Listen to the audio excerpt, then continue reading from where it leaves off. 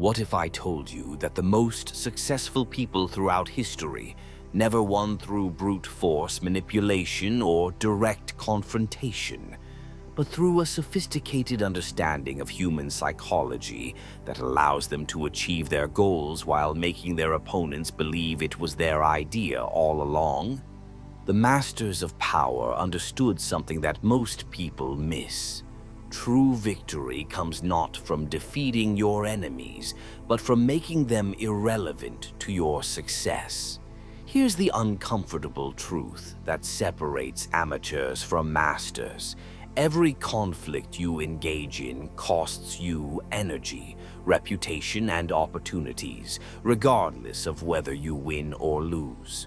While others are fighting battles, the truly strategic are building empires. While others are proving they're right, the truly powerful are quietly getting what they want. While others are making enemies, the truly wise are creating conditions where opposition becomes pointless. Today, I'm going to reveal the Machiavellian principles that allow you to win without fighting. Not through weakness or avoidance, but through psychological sophistication that makes direct confrontation unnecessary. These aren't just business strategies or political tactics. They're fundamental insights into human nature that apply to every area of life where influence, outcomes, and success matter. The first principle is strategic irrelevance. Making your competitors and potential opponents focus on battles that don't affect your real objectives. While they're fighting over market share in declining industries, you're creating entirely new markets. While they're arguing about traditional approaches, you're implementing innovative solutions that make their arguments irrelevant.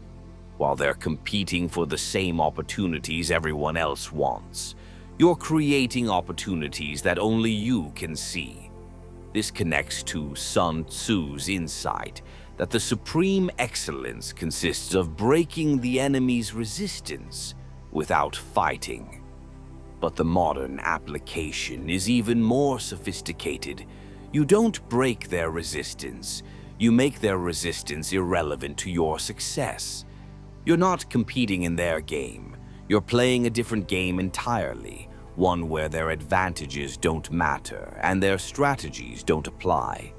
Consider how Netflix destroyed Blockbuster without ever directly competing with them. While Blockbuster was focused on optimizing their physical rental model and fighting off competitors like Hollywood Video, Netflix was building a completely different system that made physical video stores obsolete. They didn't win the video rental war. They made the war irrelevant by changing the entire battlefield. The psychological principle here is that most people are trapped in zero-sum thinking, believing that for them to win, someone else must lose. But masters of strategic thinking understand that the biggest wins come from creating positive-sum scenarios where your success doesn't require others' failure. When you make competitors irrelevant rather than defeating them, you avoid the energy drain of conflict while achieving superior outcomes. The second principle is invisible influence, shaping outcomes through environmental design rather than direct persuasion. Instead of trying to convince people to do what you want, you create conditions where what you want becomes the natural, obvious, or most appealing choice. This is infinitely more powerful than argument because people believe they're making autonomous decisions, which eliminates resistance and resentment. This might look like structuring a business proposal so that your preferred option is positioned as the safe, logical choice while alternatives appear risky or incomplete. It could mean organizing information in meetings so that discussions naturally flow toward conclusions you favor. It might involve creating systems where the behaviors you want from others become the path of least resistance. The psychology behind this is profound. People resist direct attempts to change their minds because such attempts threaten their sense of autonomy and intelligence. But when environmental factors make your preferred outcome seem like their own smart decision, they embrace it enthusiastically. You get what you want while they feel empowered and intelligent. A perfect win-win scenario. A master of this principle might want a team to adopt a new process. Instead of mandating the change or arguing for its benefits, they might run a pilot program that naturally demonstrates the superiority of the new approach, allowing the team to discover and advocate for the change themselves. The result is faster adoption, less resistance, and stronger buy-in because people feel like they chose the solution rather than having it imposed on them. The third principle is leverage multiplication, identifying and controlling the few key factors that have disproportionate impact on your desired outcomes. Instead of trying to influence everything, you focus intensely on the 20% of variables that control 80% of results. This allows you to achieve maximum impact with minimum effort, while others exhaust themselves trying to manage every detail. This connects to Archimedes' insight about leverage. Give me a lever long enough and a fulcrum on which to place it, and I shall move the world. And in human systems, leverage points are usually found in key relationships, critical resources, essential information, or influential gatekeepers. Control these and you control outcomes without needing to control everything else.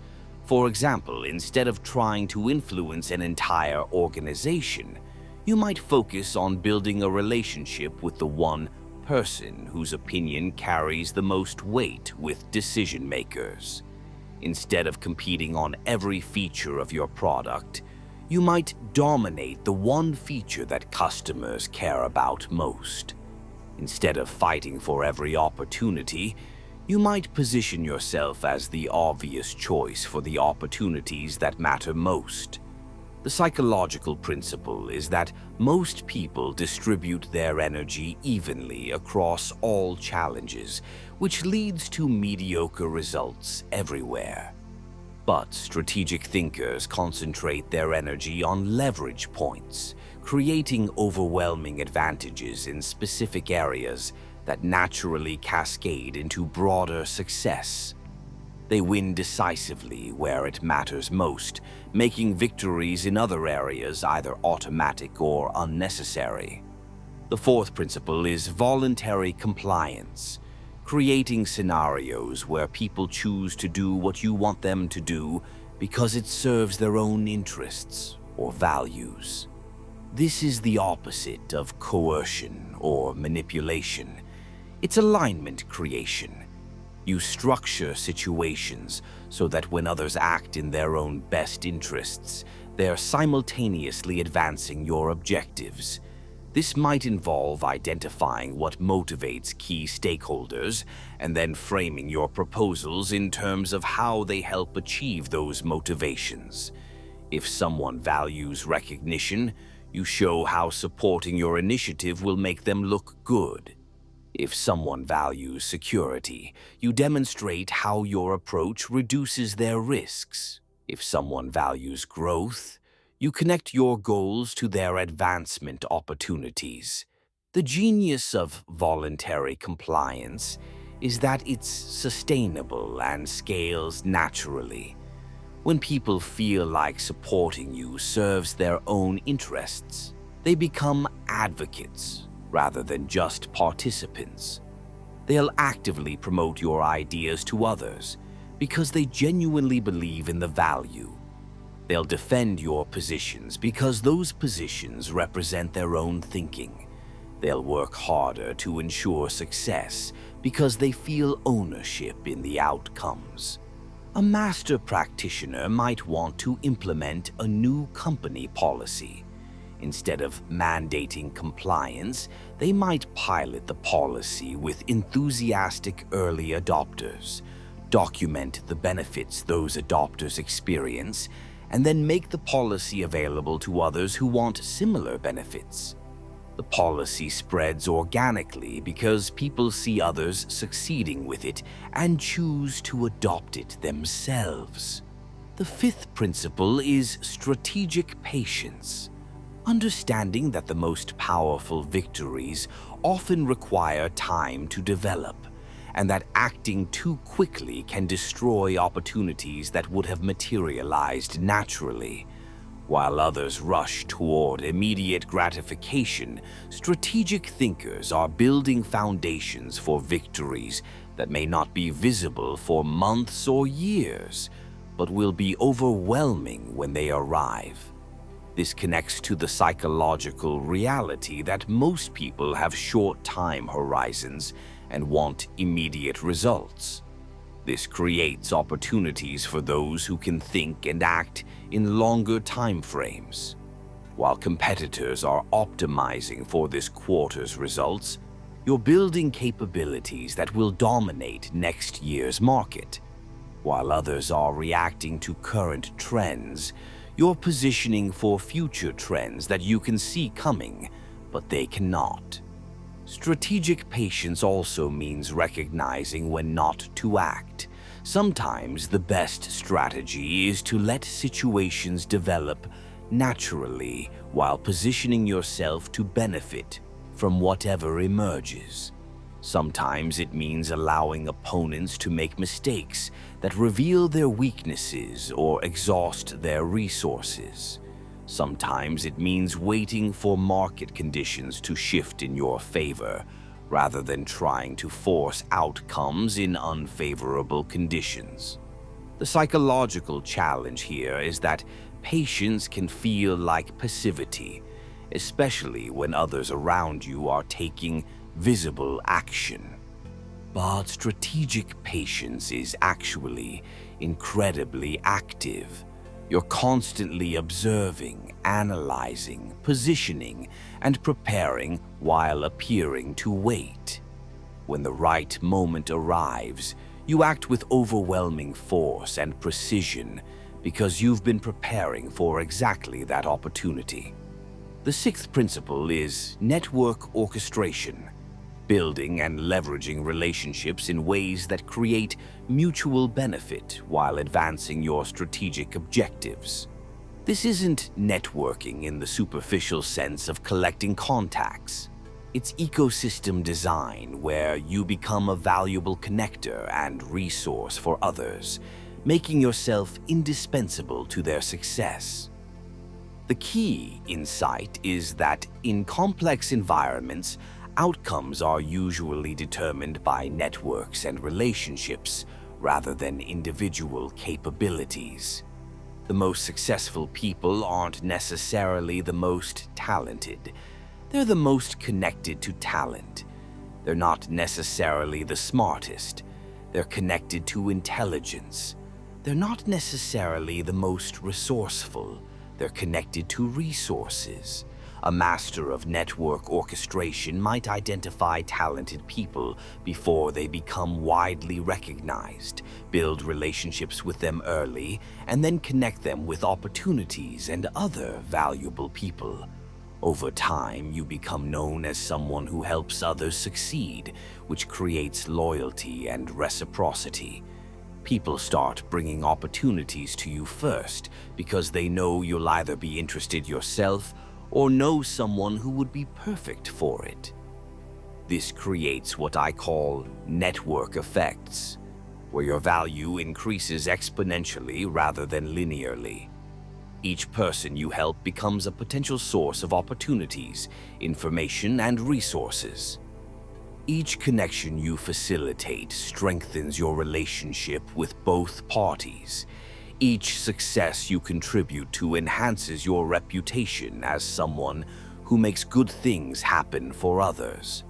The seventh principle is anti-fragile positioning, structuring your strategies and systems so that they actually benefit from volatility, uncertainty, and challenges rather than being damaged by them. While others are trying to predict and control outcomes, you're building approaches that get stronger when unexpected events occur. This might mean diversifying your income sources so that economic downturns create opportunities for some streams, even if they damage others.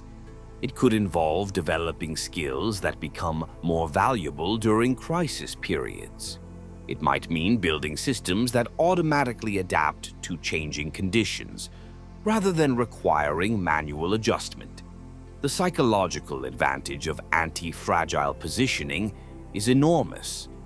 While others live in constant anxiety about what might go wrong, you can remain calm and opportunistic because you know that volatility works in your favor. While others are paralyzed by uncertainty, you can act boldly because you've prepared for multiple scenarios. While others fear change, you can embrace it because change creates the disruptions that favor flexible, adaptive approaches over rigid, optimized ones. Now, here's where all these principles combine to create overwhelming strategic advantage.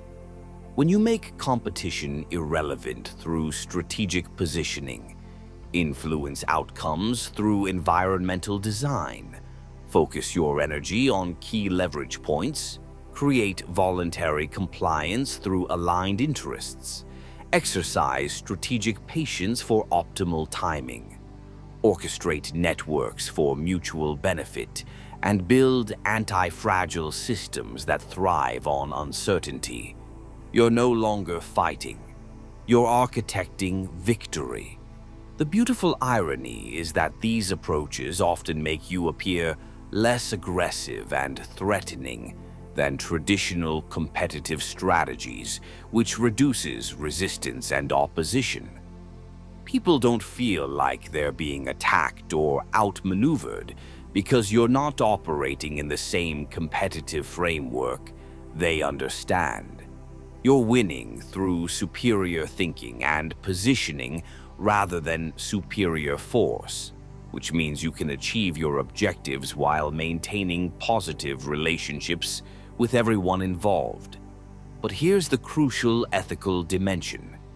These principles are tools that can be used for construction or destruction, for service or exploitation, for mutual benefit or pure self-interest. The same strategic thinking that can create value for everyone involved can also be used to extract value from others, while providing nothing in return. The difference lies not in the techniques themselves, but in the character and intentions of the person applying them. The most sustainable applications of Machiavellian strategy involve creating genuine value for others while achieving your own objectives. When your success depends on other success, when your strategies create win-win outcomes, and when your victories contribute to the broader good, you build the kind of lasting influence and success that compounds over time, rather than eventually collapsing under the weight of accumulated resentment and opposition. Remember, the goal isn't to avoid all conflict or challenge.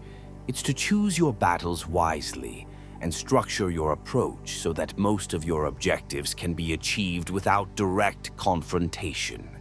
When you do need to engage in conflict, you do so from a position of overwhelming advantage, with clear objectives, and with strategies that minimize cost while maximizing outcome. The ultimate expression of winning without fighting is becoming so valuable, so well-positioned, and so strategically sophisticated that opportunities flow to you naturally, allies support you enthusiastically, and obstacles resolve themselves before becoming serious threats. This isn't about avoiding responsibility or challenge. It's about transcending the crude dynamics of force and counterforce to operate at the level of systems, psychology, and strategic design where true masters have always played the game.